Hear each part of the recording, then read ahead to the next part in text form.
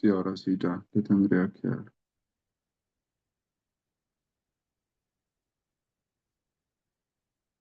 Ya, entonces. Chicos, bienvenidos a esta nueva clase que es parte del curso de movilidad de la inestabilidad, pero la parte que más nos importa, que es para ver la evaluación en un hombro inestable, en este caso, ya sea una luxación anterior, inferior o anterior inferior o una posterior. Recuerden que el componente inferior siempre va a haber. La evaluación nosotros deberíamos hacerla a través de estas pruebas. Las que más realizo son estas dos. Es una modificación modificada y de los procedimientos del hombro, que significa que uno va realizando al paciente y le va diciendo hacia qué movimientos le duele y hacia qué no. Aquí es cuando yo pregunto hacia una inestabilidad anterior de hombro, cuáles son los movimientos que me llevarían ese hombro hacia anterior, eh, que hace que este hombro genere más inestabilidad. ¿Cuáles ustedes dirían?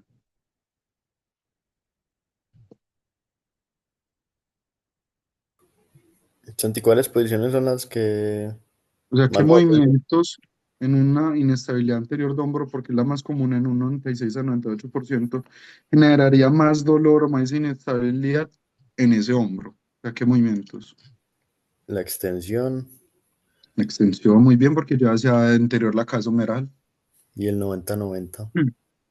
El 90 90-90, o sea, la y rotación externa y abducción. flexión y abducción, pues a 90 grados. Perfecto. Después sigue la abducción de hombro de Copenhague, que se llama el CSAR, que es literalmente realizar en diferentes ángulos la abducción de hombro y ver cómo está moviéndose o activándose ese trapecio superior, medio e inferior. La movilidad activa y pasiva, iniciamos siempre con la activa, no se hace primero la pasiva, siempre es primero la activa y después la pasiva. La fuerza analítica manual o dinamometría, la manual no me gusta, eso de escala de Daniels, de Kendall, de yo no sé quién. No, porque no es la misma fuerza que tiene Juan Manuel Roldán, que es un powerlifter, a mí, que yo soy un simple mortal. Entonces, utilizar en estos contextos una dinamometría nos da muy bueno. Pero ¿cuál es la cuestión? Que hay dos tipos de dinamometría, una que es manual y la otra que se puede hacer con celdas. ¿Cuál sería para ustedes la mejor manera de medir la fuerza?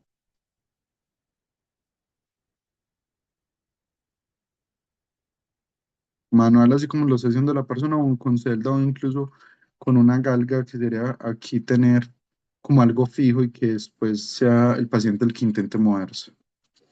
Con celdas. Con celdas, excelente, muy bien. Em, y la electromiografía de superficie, porque me están mostrando son los potenciales de acción, o sea, la activación neuromuscular del cerebro con respecto a esos músculos en ciertos movimientos, incluso estando quieto para mostrarme el tono basal. Pruebas ortopédicas, que es lo que vamos a ver hoy, el complejo del tríceps. El tríceps sí necesitaría un video mucho más largo, te lo vamos a dejar en veremos. Pruebas funcionales, que es muy importante, como el CK Quest Test o el Rotational Test, que son los que más me gustan. Pruebas nerviosas, porque ya vimos que en una luxación muchas veces puede haber algo que se llama una traba terrible del hombro. ¿Cuál es el nervio que más se lesiona, chicos? Si vieron la clase pasada.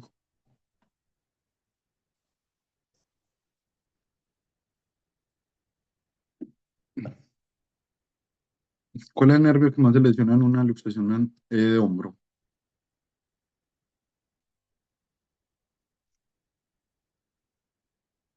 El axilar. El axilar, justamente por eso es que ustedes ven un trapecio superior, un deltoides plano, porque justamente inerva el deltoides y el trapecio es inervado por el accesorio del par craneal número 11 y también tiene esa disminución de su forma, además de un diagrama de cuerpo. Dicho en otra forma, nosotros vamos a tener en cuenta de que uno tiene que evaluar primero es la escápula. La escápula yo quería preguntarle si se dice isquinesis o disquinesia.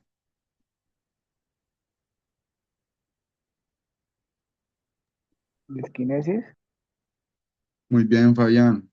Disquinesis, pero entonces, ¿qué significa disquinesis?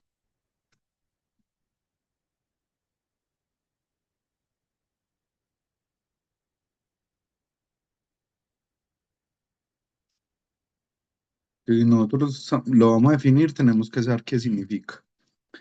Recuerda que la disquinesis ya está mejor nombrada desde el 2023 finales, inicios 2024. En el Congreso colombiano en Cartagena de Lácar nos lo trajeron este término porque hacía referencia a un movimiento anormal, el cual era adaptativo. Significa que era un movimiento que se vea normal, pero es por una adaptación. Mientras que nosotros en otras partes podríamos también denominar que hay otros tipos de movimientos más raros, pero que sí es por una lesión, que es una escápula alada. Pero la escápula alada se da por la lesión del nervio torácico largo, que es el que inerva el serrato anterior. El serrato anterior, cuando se lesiona, genera este tipo de escápula, pero es cuando uno empuja, no cuando uno hace la retracción. Y casi siempre ustedes, cuando están haciendo una elevación de hombros y ellos van bajando, que sería una retracción, es que ven que la escápula hace un medio movimiento y comienzan a decir, ah, eso es escápula alada o disquinesia escapular. No, hay que ver primero si es de escápula alada y después de descartar eso, ahí sí ya se le denominaría disquinesis. Y hay que ver si es por el pectoral menor, por el romboides o simplemente por falta de fijación torácica, incluso puede deberse por una disminución de la movilidad. Dicho eso, hay que hacer una evaluación. Hoy les voy a enseñar cómo se hace una evaluación. Abducción resistida. Se puede hacer desde el codo, desde la muñeca o desde el mismo deltoides. Y ahí es cuando yo le digo, ¿cuál es la diferencia entre evaluar a muñeca, en codo y en deltoides la fuerza de abducción de brazo?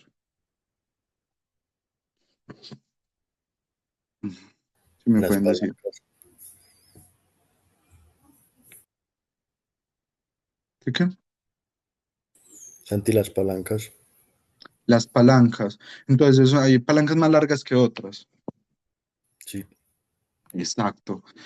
Pero también se tiene que evaluar el hombro a una rotación externa e interna resistida a 0 y 90 grados. A 0 grados, hombro pegado, y a 90 grados es estando boca abajo. ¿Y por qué boca abajo?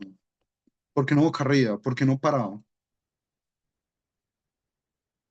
seguridad. Pues seguridad del paciente. Seguridad del paciente y porque usualmente queremos ver esos los músculos de la articulación glenohumeral, los cuales cuando estamos boca abajo, el pectoral mayor ya no tiene la misma participación, el trapecio superior tampoco, el dorsal ancho tampoco, y el deltoides tampoco, que esos son los músculos movedores o deslizadores.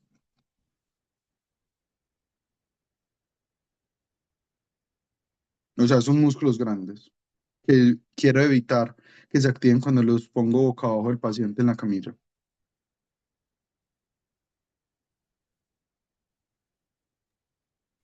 Son músculos movedores. Oh, pues de que necesito que estén pilas porque si no de ahí para allá se van a perder. Y una posición de aprehensión, obviamente, que ya la conocen, que es la típica prueba de aprehensión, que yo estoy acá con el paciente ahora boca arriba, yo le voy a hacer la prueba y el paciente ya genera susto. Y después vamos a ver los escápulos torácicos, ya sea trapecio superior, que es la mejor forma de realizarlos cuando estoy llevando mis hombros a las orejas, pero llevándolos también un poquito atrás. Ahí es donde mayor sea la activación del trapecio superior. No es solo esto, sino que también debe haber una pequeña retracción hacia posterior.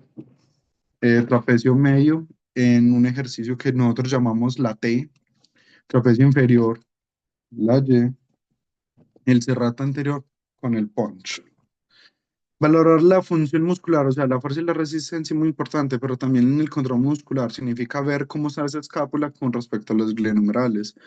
Y recordar que las sinergias más importantes o la integridad más importante serían la del supraespinoso, a pesar del que más se rompe, pero es el que más genera un efecto de descenso de la cabeza humeral, y el subescapular porque es el que más genera una coaptación, como lo habíamos visto en la clase pasada.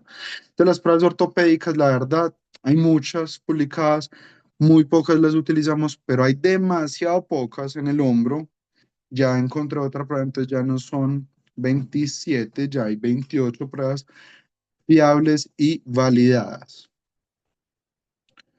¿Con qué hay que iniciar la inestabilidad? Con las pruebas de Beighton o la prueba de Beighton. Es una puntuación que da de 0 a 9, donde si un paciente tiene mayor de 5, es un paciente que ya es hiperelástico, pero cuando da mayor de 7 sabemos de que es un hiperelástico congénito, significa que es una persona que nació con esa anormalidad estructural, mientras que los adquiridos son por microtraumas que se dan dentro de su deporte.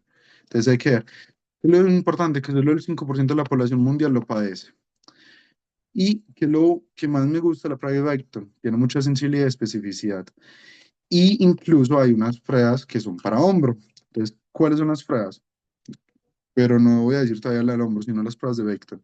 Hiperextensión de codo, la flexión pasiva del pulgar para que toque el antebrazo, la hiperextensión del dedo índice también se está haciendo, la del dedo meñique. ¿Por qué? Porque Becton una vez se le iba a hacer a un sargento, pero la persona tenía un dedo amputado. Entonces, si no se le hacían este dedo, ¿cuál era el dedo que más lo podía reemplazar? El meñique.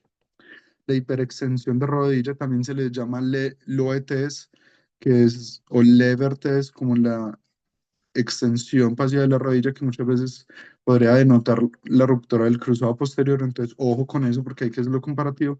La flexión de tronco adelante, donde se pueden tocar muñecas o palmas. ¿Qué es lo importante de esa inestabilidad? Que hay que clasificarlo por cuatro labores. Microtraumas son lanzadores, entonces ahí es gracias a la cápsula.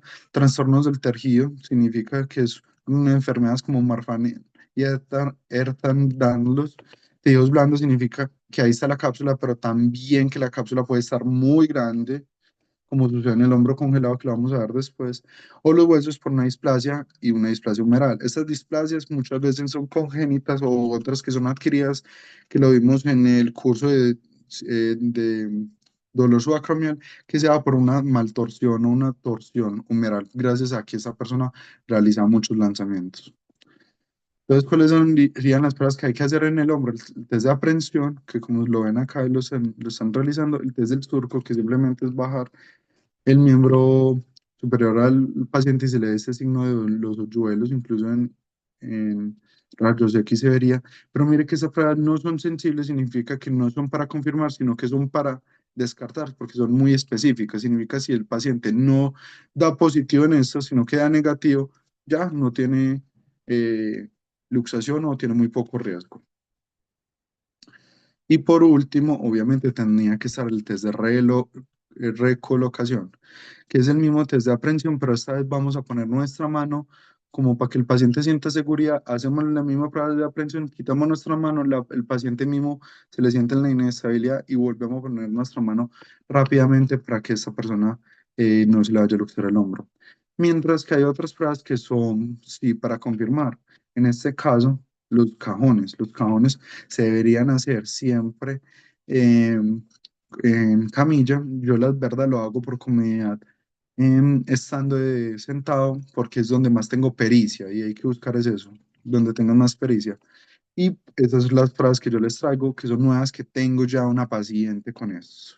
Tengo una paciente en este momento que esto que esta persona muestra no es nada, es bobada. Esta señora tiene una hiperlaxitud del ligamento glenohumeral anterior, significa el glenohumeral medio, que eso significa que esta persona tiene una rotación externa mayor de 85 grados y consigue la horizontalidad, como se puede ver en una rotación externa, mostrando que es muy probable que se pueda luxar hacia anterior. El test de Gage, que es para ver cómo está el ligamento glenohumeral inferior, pero este no sería para confirmar, sino también para descartar. Bueno, ¿y qué significa Gage?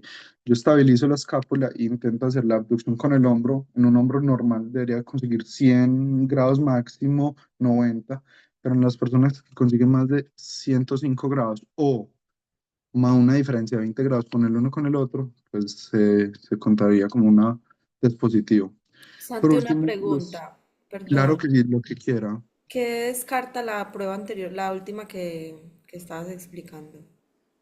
Esa, Ujú. la hiperlaxitud del ligamento glenohumeral inferior, que Ajá, recuerda que es el ligamento más importante. Mira que aquí te pongo hiperlaxitud anterior, hiperlaxitud inferior. Bueno, gracias. y tú lo buscas así, como prueba de Gage o Gage, en verdad se diría, sino que estamos en contexto colombiano. Muchas gracias por la pregunta, Mari. El otro son los test de Jerk y el test de Kim. ¿Cuál es la cuestión? Yo con el test de Kim me reservo, porque si hay una ruptura del labrum posterior, excelente, esa es la prueba para que se siga rompiendo. Mientras que este project simplemente es llevar la cabeza humeral desde lo más posterior hacia anterior, pero llevándolo con una tracción posterior, y ese también sería para descartar, mientras que mire que el de Kim es más para confirmar. Por eso es que yo tendría en cuenta eso, porque ya no es el brazo el que se desplaza dentro de la cavidad glenoidea, sino que la cavidad glenoidea está fija, el brazo también, y yo voy a hacer como si fuera un cajón con esta mano, mientras que aquí hago presión, aquí hago un cajón, llevando el hombro desde anterior a posterior para quererlo luxar hacia posterior. Por último, nosotros lo que vamos a ver son los tipos de cirugías, que las cirugías en luxación anterior que más se ven son las de Banker, que es una sutura de toda la cápsula y el labrum, cubriendo ese defecto, o dado caso que haya un defecto óseo, sería un Latarjet, ese defecto cápsulo-labral, que ahí siempre se hacen es justamente como muestro, son cuatro suturas desde las 3 hasta las 6 o hasta las 5 o 6, y lo último, eso que se llama un remplissage, que es con un clavo, nosotros vamos a intentar llevar que ese infraespinoso quite su palanca de movimiento, que ese mismo músculo me tape el defecto óseo de la cabeza humeral. Y después aquí lo que hago es la sutura de Banker normal para evitar que ese hombro se salga hacia anterior. Como aquí que esta persona está haciendo una rotación externa y cuando hace la rotación externa la cabeza humeral choca contra esa labrum glenoideo antero inferior y que cuando le quita la rotación externa se le pone aquí los anclajes y acá de la cabeza humeral del infraespinoso, pues queda mejor suturado.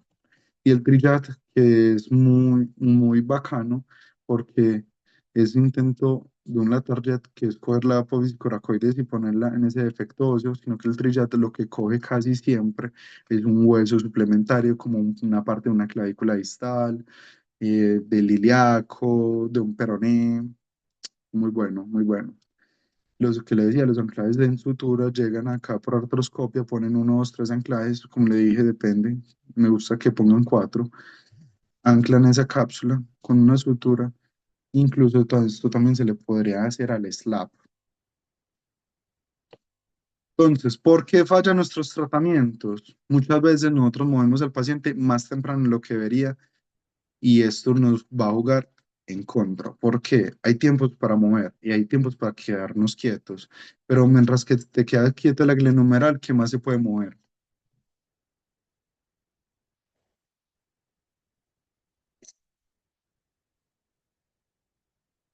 O sea, la glenohumeral si está quieta no se puede mover nada más en el cuerpo. La escápula, profe.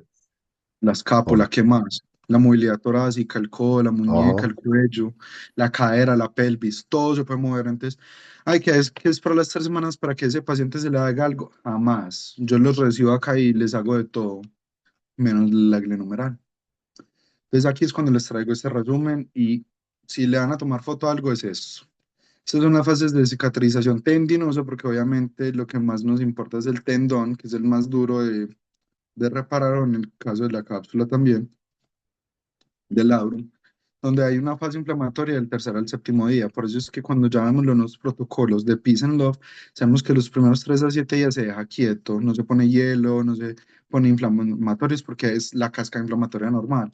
Pero después del séptimo día ya debería disminuir mucho esas células inflamatorias como los fagocitos, los fibroblastos, unos proteínas como la histoquinina, la interleuquina, y deberían aparecer algo que se la llama la fase proliferativa. Entonces aquí ya llegan, son fibroblastos en la matriz extracelular, de la primera hasta la sexta semana. Y en la octava semana, que es cuando yo le dije que desde la sexta a la octava semana es que se pueden hacer el estiramiento de cápsula, que fue una pregunta que damos esta semana, ahí ya hay una reorganización de colágeno, significa que ya hay que intentar alinearlos. ¿Cómo se hace? Con carga, solo se hace con carga. Entonces, ¿qué hay que hacer? Reeducar el deltoides, pero aquí les traigo este artículo que me parece muy bonito. Que hasta la cuarta semana se dé una protección, después hasta la 12ª me importa mucho la restauración del movimiento, después de la 12 sí le inicio un entrenamiento leve, después de las 16 ya puedo ir hacia cosas de deporte y después de la 32 hago cosas para retorno al campo. ¿Qué es lo importante? Que un programa de fortalecimiento del deltoides puede ser un modo de tratamiento más apropiado para este tipo de desgarros masivos cuando se van en pacientes adultos mayores. ¿Cuál es la cuestión? Y quiero que me pongan mucha atención acá. ¿El deltoides es movedor o deslizador?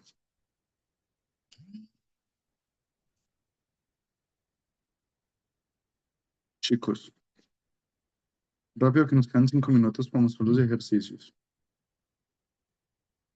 El deltoide es movedor, es un músculo motor. Significa que yo no lo utilizaría, no lo pondría muchos ejercicios del deltoide puro hasta no llegar acá, hasta la 12ª semana.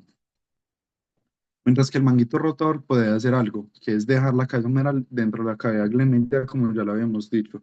¿Cómo? Con activación neuromuscular. ¿Cómo la mido? ¿Cómo la evalúo? Con electromiografía de superficie. También se puede hacer sin ella. Y aquí son los 5 pasos de la percepción. Con el tacto, la mirada, la carga, los vectores, el biofeedback, el taping de presión, utilizando las energías de miembros inferiores. Hay muchas estrategias y que obviamente, como habíamos dicho, una correcta alineación de la escápula, en este caso también del tórax, nos ayudará mucho porque nos ayudará finalmente a ampliar el espacio subacromial, que es muy importante. Mira aquí ese espacio subacromial como se ve bonito, mientras que aquí estaría un poquito reducido. Entonces aquí les dejo este otro resumen, que es literalmente el resumen de todo, que es los tratamientos del objetivo se va a basar en el protocolo Peace and Love. Ojo con la inflamación y care si hay mucha inflamación. Significa cuidado de la inflamación, que ahí sí se pone hielo. Cargas progresivas, multiángulos de bajos a altos, controlar la disquinesis. Ahí me equivoqué que puse disquinesia. Técnicas manuales, imaginería motora. Ustedes no saben el poder de la imaginería motora, muchachos. Y por último, que un engrama motora, imaginería motora, a través de una buena educación en propiocepción y coordinación, nos va a dar algo muy importante que es golpear ese contexto o componente biopsicosocial. Para irnos a los ejercicios, yo lo primero que les tengo que decir es que hay que saber mover la escápula y las cápsulas. Por las cápsulas se pueden mover a través de torques, como se ven acá, y se hacen después de la 6ª semana en una luxación. Y que la escápula es muy importante. Así es como yo inicio mostrándole al paciente cómo es que se debe mover. La cápsula también se puede modificar a 0 grados o incluso en aducciones con rotaciones internas, que eso se llama el sleeper stretch o shoulder posterior capsule flexibility, que es la flexibilidad el estiramiento de la cápsula posterior, llevando este codo hacia mi otro hombro, en tipo ya de jiu-jitsu, que eso es una técnica muy importante, para que tener mucha pericia. O sea, se hace súper suave con los dedos prácticamente. Lo otro sería la reeducación de la escápula boca abajo. Otro sería más parte de las cápsulas, pero esta vez con Mulligan, que para mí es fundamental en los pacientes. Esto, pues, obviamente es un paciente actuado, soy Santiago Moreno, que saludos, que está por ahí. Otra forma de estirar la cápsula, obviamente, es hacia la rotación externa, pero porque a la 6ª semana, pues que ya un colágeno y que no se vaya a salir de ese hombro si lo pongo en esa posición tan peligrosa. Después de eso, enseñarle movimientos desde codo, que son palancas cortas, o desde mano, que son palancas más largas, como lo ha dicho Juan Manuel, pero también existen algo que son las inclinaciones de tronco. Este va a ser un poquito menos pesado, este va a ser mucho más pesado, porque tiene una palanca mucho más desde extensión hacia flexión, pues que este va desde un neutro a flexión. Pues recordar que CAD y OVAD no están del todo desactualizados, porque las pelotas de CAD nos ayudan mucho para lo que son las flexoextensiones de codo, incluso en diferentes ángulos e inclinaciones, y control la pared nos ayudan mucho. Esta de la pared, la verdad, yo la utilizo mucho. Me gustaría tener esos que son como las pelotas de yoga, pero que son súper largas, que es como si fuera un foam roller, en que ya se pueden hacer cambios de posiciones estando de pie, o incluso palancas más cortas, que en vez de tener el codo extendido se puede dejar codo flexionado. Y recuerden que el movimiento partiendo desde la mirada nos va a ayudar mucho. ¿Qué es lo que nos importa de esto? Que tengan el timing, que tengan la activación, la coordinación, la sincronización y el par de fuerzas entre escápulas primero, perdón, glenumeral primero y después escápula torácica. Recordarles un dato muy importante, que incluso hace poquito se lo dije a Juan Manuel. Entre una terapia tiene que dar un componente 3-2. Significa que por cada 3 ejercicios escapulohumerales debe haber 2 glenumerales. Entonces, es muy, muy teso saber eso. Por último, dejarles esto, que hay otros entrenamientos mucho más avanzados, como son los isométricos, Los isométricos son muy buenos para todos, o sea, los isométricos le sirven a todo mundo, no importa en qué nivel esté. Y que existen diferentes tipos de isométrico. El iso push, que sería push isometric muscle activation, y el holding, que es la diferencia. Que este busca hacer ejercicios que son de patrones de aceleración, mientras que el GIMA es aceleración, y que estos son más de larga data y esos son más cortos. Que lo otro, que a través de también electromiografía se podría ver que hay los ejercicios tipo PIMA conseguían mucha más activación que los ejercicios tipo GIMA, y que eso podría hacer algo que era aumentar la curva fuerza-velocidad o presión-tiempo, eso que haciendo que nosotros tengamos un FDR, o sea, una tasa de desarrollo de fuerza mucho más corta, significa que se está yendo más hacia la izquierda o incluso podría aumentar, que eso es ya lo difícil, que es aumentar el tipo de fuerza, y que en electromiografía podrían ver que los tipo PIMA, GIMA, son más ondas más largas y sostenidas, mientras que el PIMA son un poco más cortas y mucho más potentes. Que cuando se hacía por menos de 6 segundos era simplemente buscando aumentar el stiffness muscular, pero cuando se hacía por mucho más tiempo era para reducirlo. Incluso eso lo aprendí el año pasado en un curso con Santiago Tiurli, que estuvo acompañándome también ahí Mariana Muñoz, que aprendimos esto que era muy importante para la parte de flexibilidad. Y ojalá lo tuvieran en cuenta ustedes en sus intervenciones con las cápsulas. Recuerden que el cerrato no tan solo empuja, como en este caso, sino que también hace un ejercicio excéntrico que es la retracción escapular. Y manejarlos con estos tiempos nos ayudaría mucho. Y que hay gestos deportivos de entrenamiento basado en la velocidad. Después de una luxación, ¿cuál es uno de los ejercicios que más da ese tipo de inestabilidades? Pues son las barritas, las calistenia y ese que es el bench press. Pero no digo que sea malo el ejercicio, creo que son malas las cargas que nosotros le ponemos al ejercicio. Entonces, si nosotros pudiéramos entrenar con unas cargas más bajas del 60, ojalá 40%, pero a una alta velocidad, consiguiendo casi 1 metro por segundo o incluso más alto, nosotros seríamos más ricos. Por último, existen los ejercicios pliométricos, que serán un push-up explosivo, e incluso aquí que yo le tengo el bastón al deportista y yo le voy a jalar con una banda de poder para que él sea capaz de soportar esas fuerzas excéntricas, y ahí estoy entrenando indirectamente core. Entonces, pruebas de retorno al campo, el Secaco test, el Llevanas test es muy bueno. Tengo algo que no me gusta de la prueba, y es de que si usted tiene una luxación, muchas veces este tipo de movimientos rotacionales en una cadena cinemática cerrada, con todo el peso, los pies aquí están separados porque mujer, pero en hombres es juntos, creo que es un poco pesado. Tendré que estar muy bien el paciente para yo hacerle esta prueba, pero es una prueba muy valiosa. Y los isocinéticos o isocinéticos, perdón, en miembro superior, la verdad que yo sepa, hay como 8 en todo el mundo, donde uno lo tienen en Australia, en el Colegio Americano del Deporte, en Colegio Australiano del Deporte, y el otro lo tienen los Dallas Cowboys de fútbol americano, que obviamente es uno de los equipos más ricos y poderosos del mundo. Entonces, no es que valga cualquier peso. ¿Qué no hacer? Por favor, dejan de hacer poleas y dejen de hacer el ejercicio de escalerita cuando alguien esté luxado. Creo que nosotros podemos hacer algo mucho más rico que unos ejercicios tan simples, a pesar de que Eduardo Camilo Hurtado me muestra muchos ejercicios que las poleas son buenas. Y yo digo que no es malo subir, lo malo es no tener la fuerza excéntrica para bajar. Y al no tener la fuerza excéntrica para bajar es cuando más se lesiona. Lo mismo pasa con la escalerita. Y recuerde que los estiramientos de la cápsula no se da antes de la sexta semana. Santi, Estas son unas aplicaciones que les podría dejar yo para que ustedes estudiaran. Cuéntenme, para que terminemos. en cuanto al stiffness, o sea, ¿cómo se, por qué dependiendo del tiempo, como cuál es el mecanismo de que dependiendo del tiempo vaya a haber una Muy, diferencia en el muy stiffness? buena pregunta. Y yo me le sé la respuesta, y se llama algo que se llama inhibición autógena y la otra inhibición recíproca. Mariana Muñoz, que está ahí, nos puede hablar más sobre eso porque ella es la experta. Mari, te escuchamos si es que No, puedes pues decirnos. no, pero para resumir la respuesta, el stiffness se modifica más con lo estático, con lo más duradero que logra pues como una inhibición autógena mejor.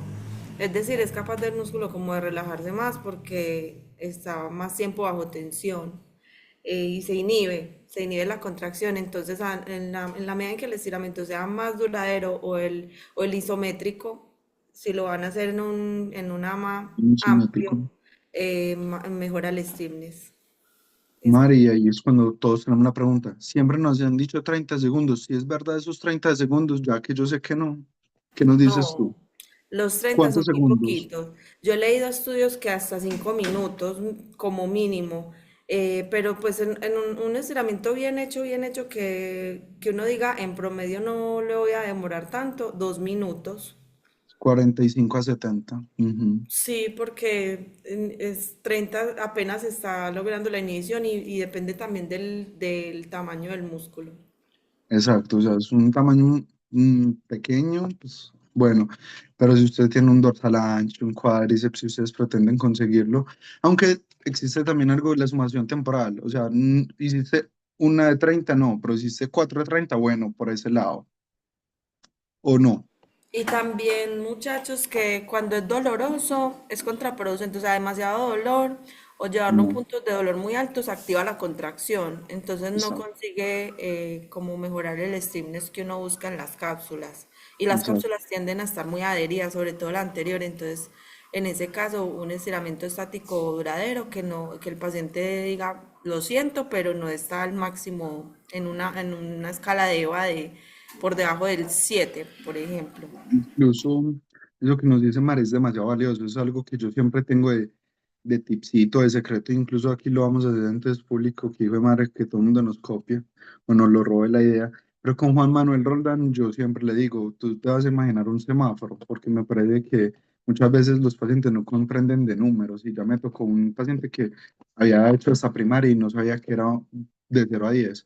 Entonces yo le decía, ¿verde qué es? No, siga. Entonces puede seguir el estiramiento. Amarillo, uy, ya siento tensión. Rojo, ya dolor. Devuélvete.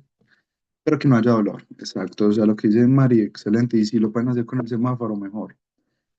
Y por último, eso es otra regla que yo les iba a dar, que es un pequeño resumen de todo.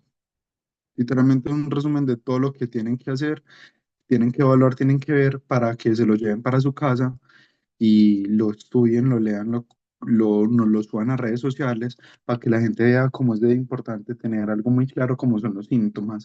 En cuanto al dolor, la aprensión, la inestabilidad, componentes neurovasculares, incluso los mecánicos. Que los mecánicos cuando me dicen como, ay, me crepita, me cruje, me traquea, hay que ver. No siempre creo que es tan sencillo como decir, ay, no, eso es normal o falta de lubricación, no. Y por último les dejo esa pregunta. ¿Serán que las subluxaciones existen? Eso fue los primeros 5 minutos de la clase, pero igualmente, si leen algo distinto, bienvenidos. Sigo diciendo, las personas ambiciosas compran habilidades y conocimientos. Ustedes que están comprando y no invitarlos a que nosotros en los cursos que vamos a lanzar del cruzado anterior y muy próximamente de hombro congelado, se anoten, van a estar muy baratos, muy buenos, vamos recargados porque este año se lo vamos a dedicar a una persona muy especial que hoy fue la última vez que pude compartir con ella. Entonces esta charla va dedicada a Isabel Osorio, una paciente mía que murió el 19 de diciembre y tuve la misa con ella. Y recordarte, hija, que yo te amo, te amaré, te agradezco un montón todo lo que me aportaste a mí como profesional. Fueron 3 años maravillosos haciéndote terapia y espero que en el cielo puedas jugar. Te amo mucho, chiquita. Pues esta clase va dedicada a ella y todo este año también. Recordarles que la bibliografía, o sea, las bases, en este caso los libros son el punto de partida, pero los artículos son el punto de llegada. Cásense con unos libros, pero no dejen de leer artículos todos los años porque esto va cambiando constantemente. Recordarles seguirnos en redes sociales, especialmente a Deficient, que fue la casa que nos abrieron durante el año pasado. Estamos eternamente agradecidos con ellos. Y también vamos a repetir este curso, que es el de hernia ciática, dolor discogénico y radicular, de manera virtual esta vez, porque no sé por qué fue un curso que yo digo que ha sido el segundo más importante que yo he dado y fueron muy poquitos. O sea, me parece que 21 personas era muy poquito para este tema, que es el la lesión más prevalente, más denotada en los consultorios de todo el mundo, llegando hasta 5.000 millones de personas. O sea, usted decir que el 85% de la población tiene dolor lumbar, no es casualidad. Gracias por la atención de ustedes, muchachos. Voy a parar ya la grabación. Voy a parar la grabación.